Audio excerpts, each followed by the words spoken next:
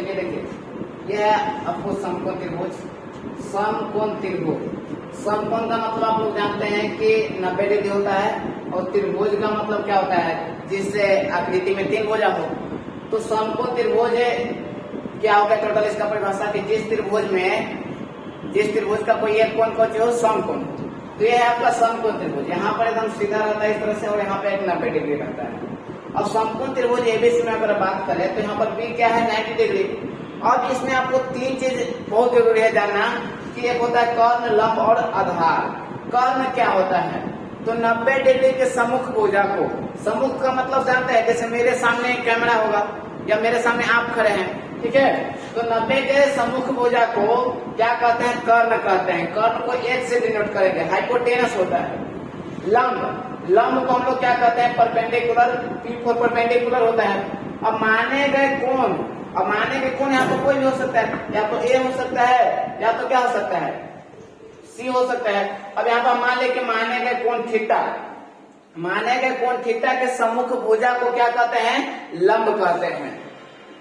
और आधार, अब देखिए ये कर्ण अगर हो गया और ये लंब हो गया, तो ये आपका जाहिर सी बात है क्या यही आधार होगा, क्योंकि 3 ही भुजा है, कर्ण, लंब और आधार। अब हम इसके लिए चलते हैं, थीटा के लिए, कोण सी के लिए हम बात कर रहे हैं, तो कोण सी के लिए लंब ये भी होगा, और आधार यहाँ पर कर्ण क्या होगा, एसी होगा, और आधार आपका क्या होगा, बीसी होगा।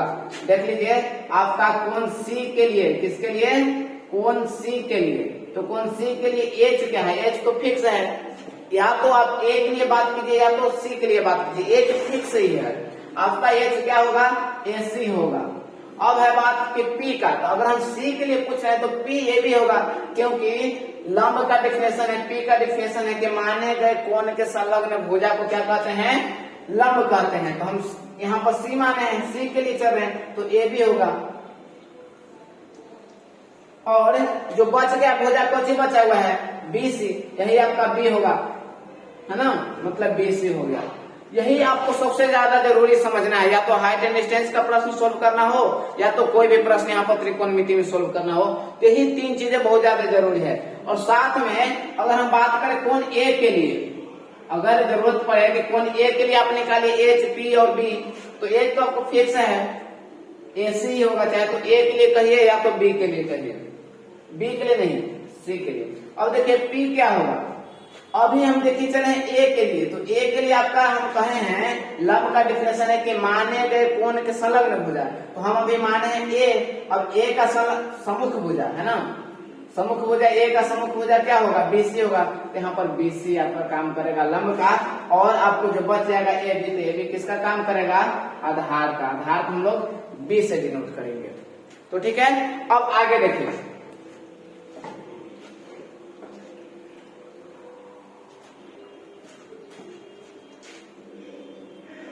फिर से हम ये त्रिभुज पाते हैं, ए बी सी 90 डिग्री। अब आपको यहाँ पर हमने पता कर लिया, अगर सी के लिए चल रहे हैं, है ना, हम पहले बात तो ये लिखेंगे कि समकोण त्रिभुज एबीसी में, समकोण त्रिभुज एबीसी में आपको यहाँ पर बी 90 डिग्री है। अभी हमने पता कर लिया है कि एच क्या है, तो एच तो आपको एसी था, पी क्या है आपको यहाँ पर सी के लिए, यहाँ पर हम लिख सकते हैं कोण सी के लिए, कोण सी के लिए, तो पी आपका कुछ हो जाएगा ए बी, और जो बच जाएगा वो क्या हो जाएगा, आधार हो जाएगा, बी हो जाएगा। अब यहाँ पर है कि पाइथागोरस प्रमेय होता है, पाइथागोरस एक मैथमेटिशियन का नाम है, तो उन्होंने बताए हैं कि समकोण त्रिभुज में सबसे बड़ी भुजा कर्ण होती है, तो अन्य 2 भुजाओं में इनका क्या संबंध होता है, तो उन्होंने बताया थे कि अन्य 2 भुज, मतलब किसी त्रिभुज की सबसे बड़ी भुजा कर्ण होती है, और कर्ण अन्य 2 भुजाओं के वर्गों के बराबर होता है। कहने का मतलब ये बताते हैं कि सबसे बड़ी भुजा कर्ण होती है, तो कर्ण का जो वर्ग है, सबसे बड़ी भुजा का वर्ग अन्य 2 भुजाओं अर्थात लंब और आधार के वर्गों का, वर्ग का मतलब होता है बाबू स्क्वायर होता है, वर्ग का मतलब क्या होता है, स्क्वायर, अर्थात H square is equal to P square अब प्लस बी स्क्वायर। यही आपका मेन सूत्र है जो आपको सभी त्रिकोणमितीय सूत्रों को ज्ञात करने में मदद करेगा। अगर आप यहाँ से एच निकालना चाहते हैं, कहने का मतलब है कि एच मतलब सिर्फ कर्ल, क्योंकि यहाँ तो हम अभी एच स्क्वायर निकाले हैं, तो अगर एच निकालेंगे तो इधर स्क्वायर में है, तो स्क्वायर में रहे तो उस तरफ अगर स्क्वायर को भेजते हैं तो ये क्या हो जाता है, रूट में हो जाता है, अंडर रूट के अंदर। इसके बारे में डिटेल से आपको पढ़ना है बेसिक क्लास में। हम यहाँ पर सिर्फ ये ध्यान में रखेंगे कि अगर इधर से स्क्वायर हटाते हैं तो उधर जाएगा तो अंडर रूट में हो जाएगा। ये प्लस माइनस में भी आता है जो हम लोग आगे सीखेंगे। तो ये कौन बताए थे, पाइथागोरस प्रमेय है, हम लोग यूज करेंगे जहां पर लिख देंगे पाइथागोरस प्रमेय के अनुसार। यही है पाइथागोरस प्रमेय। पाइथागोरस प्रमेय क्या है कि किसी त्रिभुज की सबसे बड़ी भुजा कर्ण होती है, तो कर्ण का वर्ग अन्य दो भुजाओं के वर्गों के योगफल के बराबर होता है, अर्थात लंब के स्क्वायर और प्लस आधार के स्क्वायर के बराबर होता है। अब यहाँ से हम फॉर्मूला ड्राइव करेंगे, ठीक है।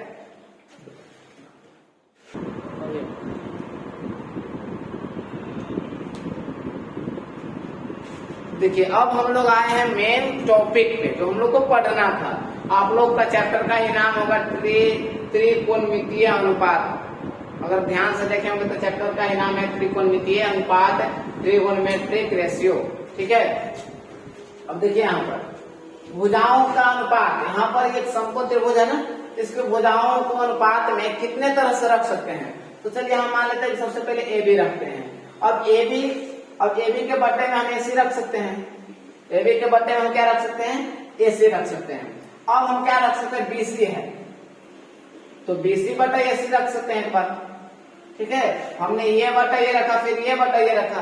अब हम क्या करते हैं कि ये बटा ये करते हैं, है ना, ए बी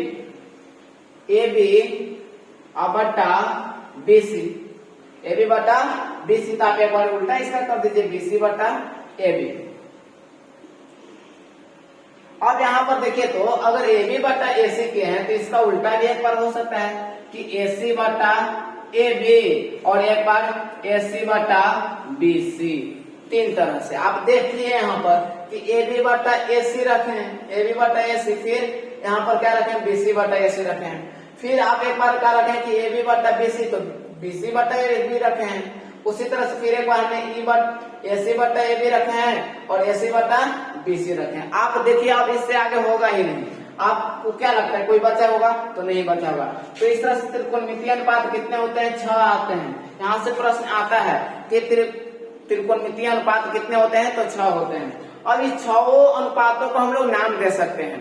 तो देखिए ए बी क्या है, अब ए बी देखिएगा तो ए बी आपका यहाँ पर था P, और एसी क्या है, एसी आपका यहाँ पर है H, तो P बटा H को ही हम लोग कहते हैं साइन थीटा के नाम से देते हैं, साइन थीटा। अब ये थीटा क्या है, तो थीटा हम मान लेते हैं कि ये कौन है ना, थीटा कौन है, चाहे आप यहाँ पर C लिख सकते हैं चाहे A लिख सकते हैं, लेकिन हम C के लिए चल रहे हैं अभी, C के लिए, तो साइन थीटा हो गया।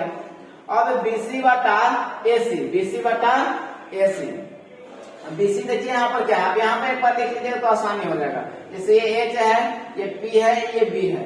अब देखिए BC क्या है, BC आपका है B और AC क्या है H, AB क्या है तो P है और BC क्या है तो B है, तो P बटा B हो गया। और BC क्या है, यहाँ पर देखिए फिर से BC आपका B है और AB क्या है P है।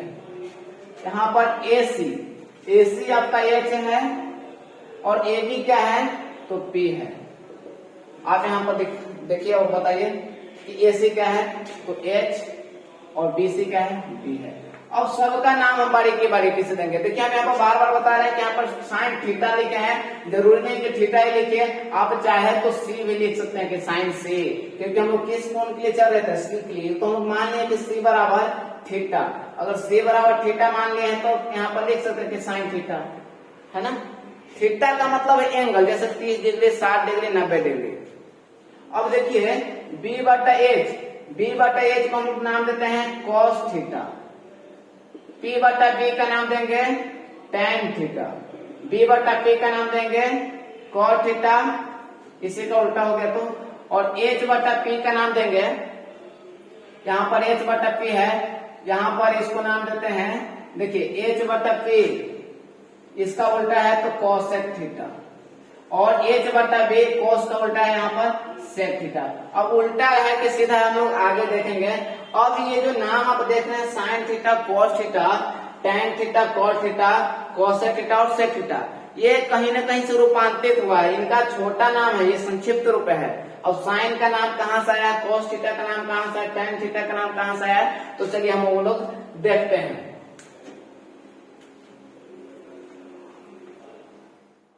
देखिए पहला जो था साइन था, फिर इसमें सीओ लगा दिए तो कोसाइन हो गया। सेकेंड था, एक में सीओ लगा दिए तो कोसेकेंट हो गया। ठीक है। टेंजेंट था, टेंजेंट में को लगा दिए तो को टेंजेंट हो गया, है ना।